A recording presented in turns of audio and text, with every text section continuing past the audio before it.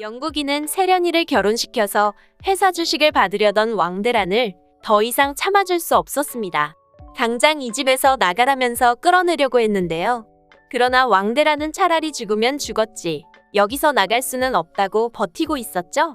그러나 왕대란에 대한 엄청난 비밀이 밝혀지면서 결국 왕대란은 영국인의 집에서 쫓겨날 수밖에 없을 것 같다는 생각이 들었습니다. 왕대란이 이런 짓을 벌인 것은 영국이 아버지가 모든 유산을 영국이에게만 남겨주고 자기한테는 10원 한 장 남겨주지 않았기 때문이라고 토로했는데요. 그런데 왕대란에게 유산을 하나도 남겨주지 않은 것에는 그럴 만한 이유가 있었던 것일지도 모르겠다는 생각이 들었습니다. 바로 이세련에게 출생의 비밀이 있었기 때문인데요. 지금까지 밝혀진 바로는 영국인은 아버지인 전대 회장과 본처 사이에서 낳은 자식이고 세련이는 영국이 아버지와 왕대란 사이에서 낳은 자식이었습니다. 영국이와 세련이는 이복남매였던 것인데요. 그러나 이영국 내 호적에는 이세련만 올라갔다고 되어 있었어요. 왕대란은 호적상으로 영국인의 집안 사람이 아니었던 것인데요. 영국인은 그래도 세련이를 친동생처럼 아끼고 있었죠. 표현은 조금 부족했을지 몰라도 세련이의 행복을 위해서 최선을 다하려는 모습이었습니다. 왕대란이 영국인의 집에 붙어 있을 수 있었던 것도 세련이의 엄마라는 이유 하나 때문이었죠. 영국인은 왕대란을 어머니라고 생각했던 것이 아니라 세련이의 엄마이기 때문에 어쩔 수 없이 모시고 있었던 거였습니다. 왕대란은 영국이 아버지를 만나서 청춘을 다 바쳤는데 자기한테는 땡전 한 푼 주어지지 않았다고 했지만 그건 절대 사실이 아니죠. 어디서 돈을 벌 능력이 없는 왕대란의 금고 안에는 8억 원 상당의 금괴가 들어있었습니다. 20년이라고 가정해도 1년에 4천만 원이 넘는 돈이었는데요. 영국인의 집에서 모든 것을 다 제공받으며 살아온 세월인데다가 다른 사람들이 1년 내내 일해도 쉽게 모을 수 없는 돈을 20년 동안이나 모아왔던 것이었습니다.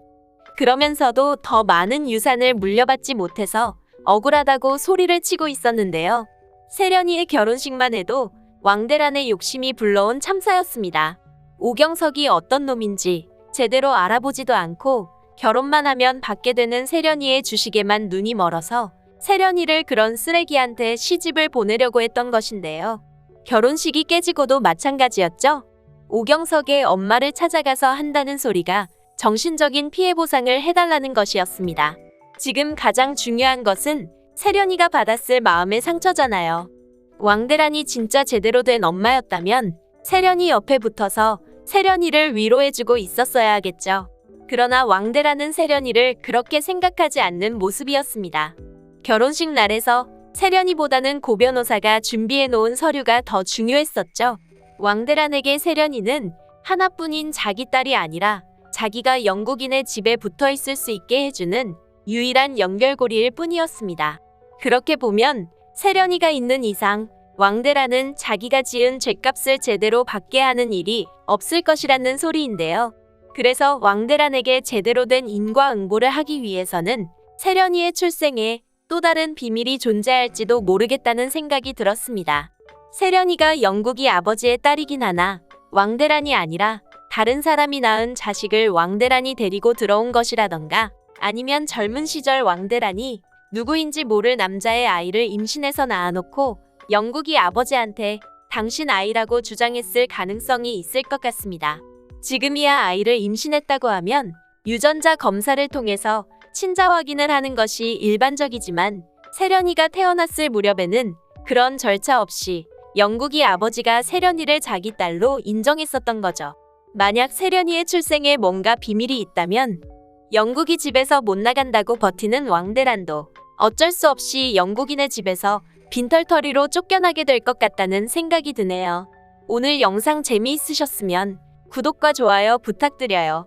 구독은 저에게 큰 응원이 됩니다. 시청해주셔서 감사합니다.